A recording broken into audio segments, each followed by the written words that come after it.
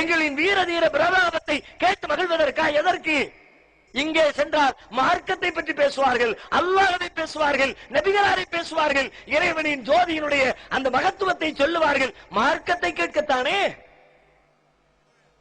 இது இந்த பிரச்சாரத்தால் இந்த ஜமாத்தை காரணமாக்கி அல்லாஹ் ஏற்படுத்திய மாற்றமாக உங்களுக்கு தெரியலையா? இந்த மாற்றத்தில் உங்களுக்கு பிரியம் இல்லையா? பள்ளிகளை போய் பாருங்களேன். பள்ளிவாசல்கள் எப்படி இருந்தது 20 ஆண்டுகளுக்கு முன்னால்? அதுவும் அதே நிலை. பாங்கு சொல்லிவிட்டு மோதினார் காத்திருப்பார். தொழுகைக்கு ஜமாத்தா தொழுகிறதுக்கு யாராவது வரமாட்டாங்களா? எத்தனை ஊரில்.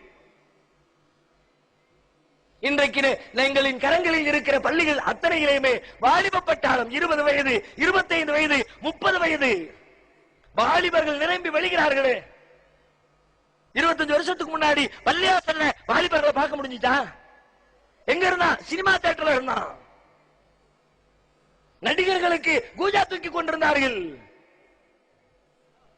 என்றைக்கு தன்னுடைய நாயகனின் படம் வருகிறது என்று காத்து கிடந்து முதல் வரிசையிலே முதல் டிக்கெட் வாங்கி முதலாக படம் பார்ப்பதிலே பெருமை எடுத்துக் கொண்டிருந்தான்.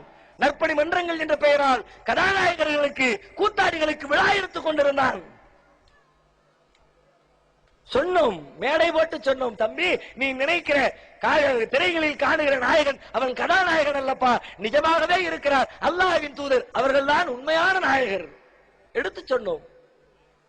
திரையிலே வாரி வாரி வழங்குகிற வள்ளல் வெளியிலே சல்லிக்காசை எடுத்து தராத கஞ்சனாக இருக்கிறார் என்பதை சொல்லி புரிய வைத்தோம்.